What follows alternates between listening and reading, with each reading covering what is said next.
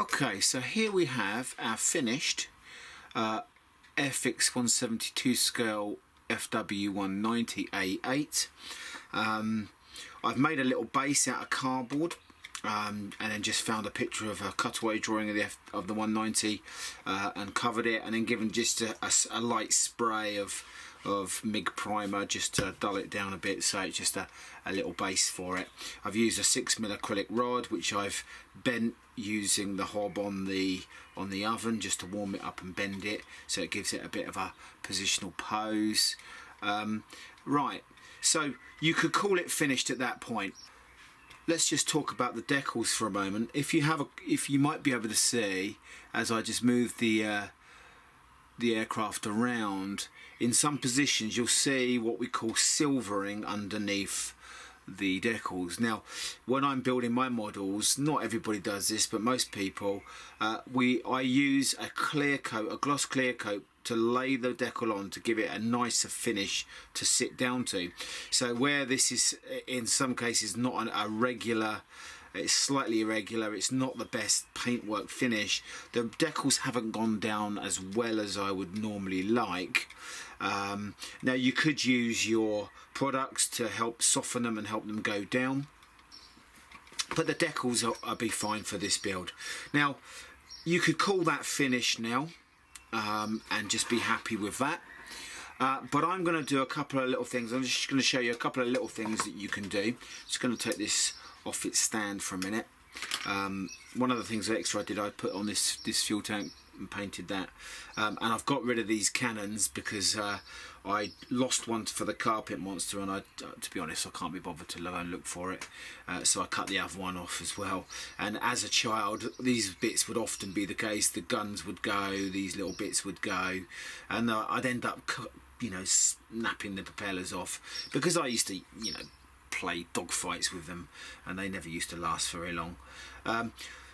Anyway, getting to the point, I'm going to show you a couple of things that you could just go further with this one. And so what you're going to need first of all, now I'm going to give the decals a bit of a clear coat to protect them.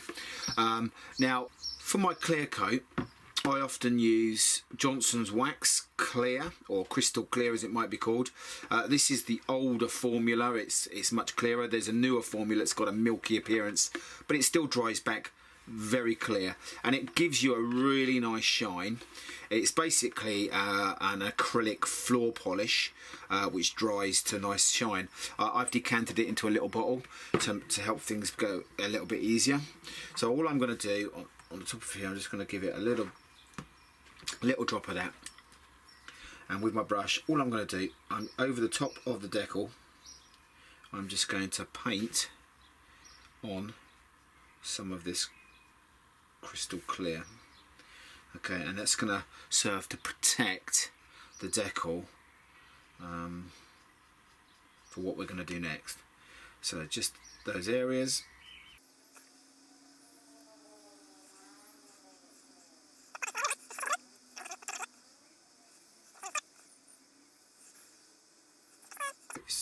So what we're doing, we're sealing the decals so that when we come in with our next technique, we're not damaging the decals, and we're not going to ruin that part.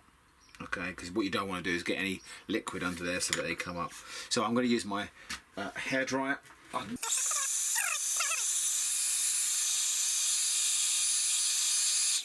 Okay, so that's nice and dry. Now, what I want to talk to you about now is I'm going to give this a wash to bring out some details. So to take your model a little bit further, so it doesn't look like just a little plastic painted toy, you could give it a wash and add a little bit of weathering to it to make it just a touch more realistic. There's three simple options that I use.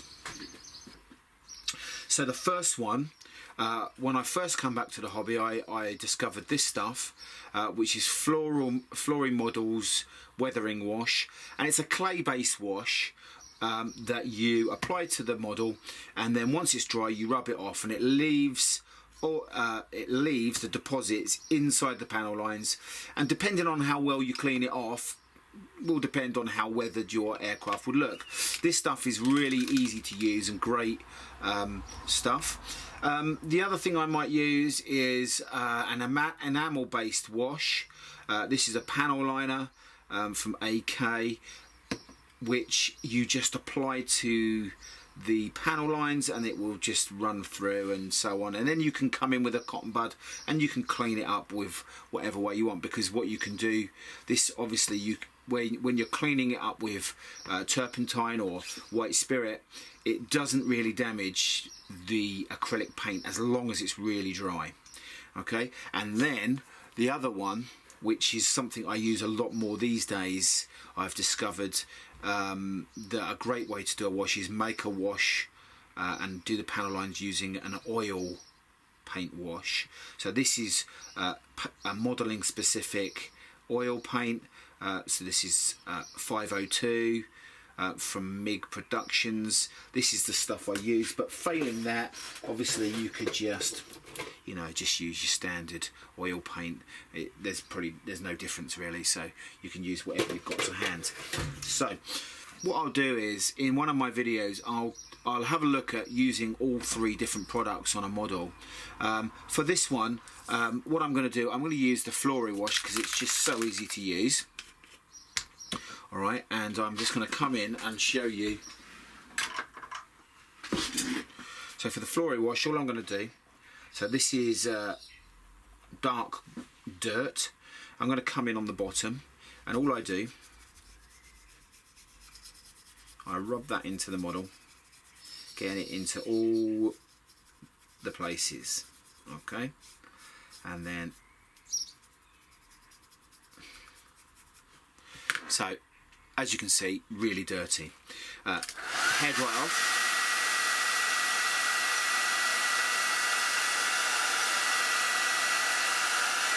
So that's nice and dry. Now getting a bit of kitchen towel, cotton bud or whatever is to hand.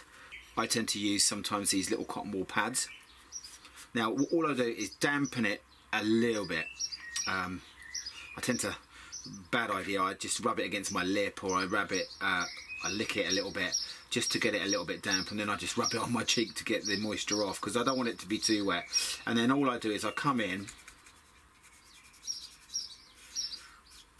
and rub the excess off. Okay, being careful not to snap anything off. Okay, normally this thing I would have put in right at the very end when all the weathering's done. So I'm just going to come in a bit more liquid. And the beauty of this stuff is if you want a really dirty looking aircraft, you can just leave it on there. So, and then you can come in and maybe get a cotton bud and, you know, just even just create streaks with it. So, you know, if I just dry that off, so you can see there the difference between the two wings now. So you can see here how that just brings out the level of detail and just makes it a nicer looking model. So this is the Flory one. Okay, so here I've got the model. I've cleaned off all the wash, and I'm just coming in with a cotton bud and just touching up some areas, just creating some streaks in places.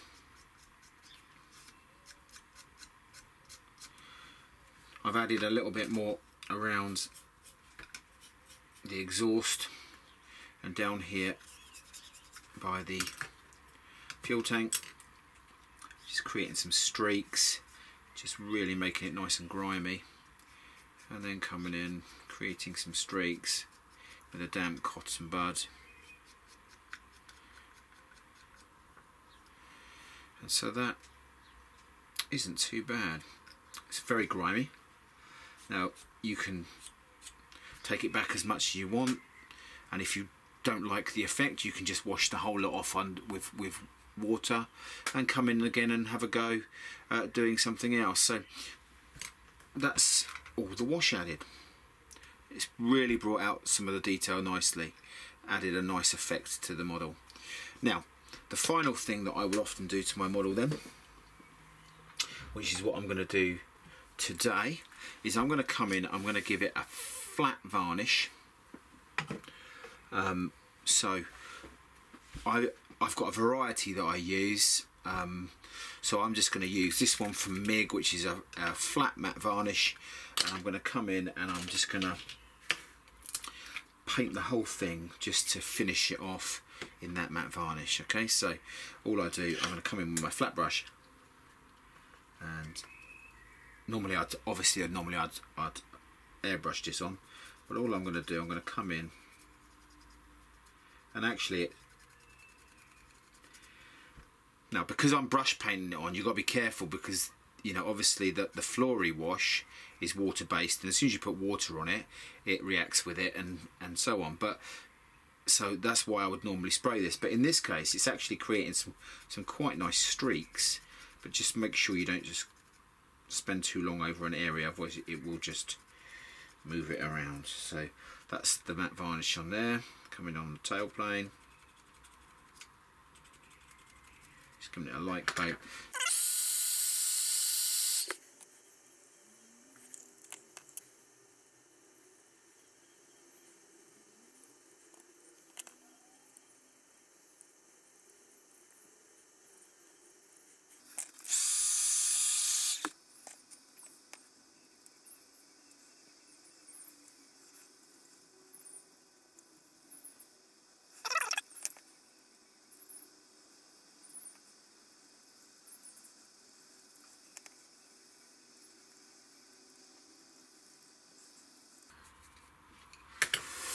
So what that does, it seals it all in nicely. I've chosen to leave it very grimy. A good way of disguising your mistakes. And so what we're going to do, I'll attach that back to the base, and then what I'll do is I'll take some photographs to show at the end of this video. So thanks for tuning in to this one. See you again on the next build. Hope you enjoyed it.